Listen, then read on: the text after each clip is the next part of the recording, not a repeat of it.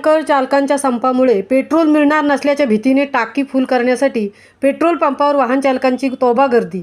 केंद्र सरकारने आणलेल्या नवीन मोटार वाहन कायद्याच्या विरोधात राज्यातील मालवाहतूक करणाऱ्या ट्रक टँकर चालकांनी संप सुरू केला आहे। त्यामुळे राज्यात पेट्रोल डिझेलचा तुटवडा कमी होऊन इंधन मिळणार नाही या भीतीने राज्यभरातील पेट्रोल पंपावर वाहन चालकांनी एकच गर्दी केली आहे। ट्रक चालकांनी पुकारलेल्या आंदोलनाचा काल सोमवारी सायंकाळपासून परिणाम दिसू लागला आहे। अनेक ठिकाणी पेट्रोल पंपावर वाहनांमध्ये पेट्रोल भरण्यासाठी लांबच लांब रांगा लागल्याचे चित्र दिसत आहे। रात्री तर अनेक ठिकाणी पेट्रोल भरण्यासाठी वाहन चालकांची पंपावर झुंबड उडाली होती। केंद्र सरकारच्या नवीन मोटार वाहन कायद्याच्या विरोधात सुरू असलेला वाहतूकदारांचा संप बुधवार दिनांक 3 जानेवारीपर्यंत सुरू राहणार आहे। त्यामुळे अनेक ठिकाणी पेट्रोल डिझेलचा तुटवडा भासू लागल्याचेही चित्र आहे। तर 2 दिवस पेट्रोल डिझेल मिळणार नाही भीतीने पेट्रोल पंपाबाहेर टाकी फुल करण्यासाठी वाहनांच्या लांबच लांब रांगा लागल्या आहेत। दरम्यान संप लांबल्यास अन्य वाहनांबरोबर इंधनाभावी एसटी महामंडळाच्या वाहतुकीवरही परिणाम होण्याची भीती आहे।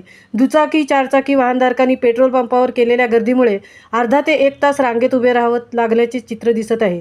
मात्र पेट्रोलसाठी लोक तासभर लाईनमध्ये थांबत आहेत। दरम्यान मनमाडमधून इंधन वाहतूक ठप्प असल्याने नाशिक, धुळे, जळगाव, नंदुरबार, छत्रपती संभाजीनगर, जालना, बीड आणि नांदेड या जिल्ह्यांमध्ये संपाचा परिणाम आज मंगळवारी दिसून येण्याची शक्यता आहे। दरम्यान पुणे शहरासह पुणे जिल्ह्यातील सर्व पेट्रोल पंप सुरळीत चालू राहणार असल्याची माहिती पेट्रोल डिझेल असोसिएशनने दिली आहे। महामुंबई चॅनेलसाठी सीताराम कळंबे, मुंबई।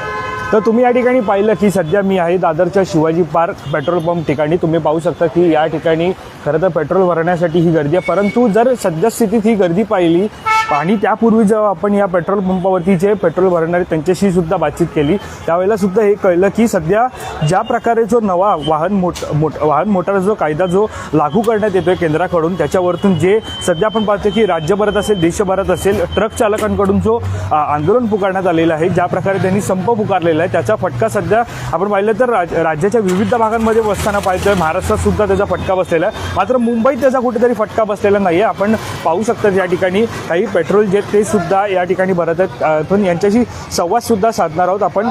बऱ्याच जण आपण पाहतो की या ठिकाणी पेट्रोल भरत आहेत। जो नवीन मोटार वाहन कायदा जो लागू झालेला होता आणि त्यावरून जो संप पुकारलेला होता, तुमची प्रतिक्रिया काय? सगळेजण पेट्रोल भरतात, तुम्ही पण या ठिकाणी पेट्रोल भरायला आलेत, काय सांगाल?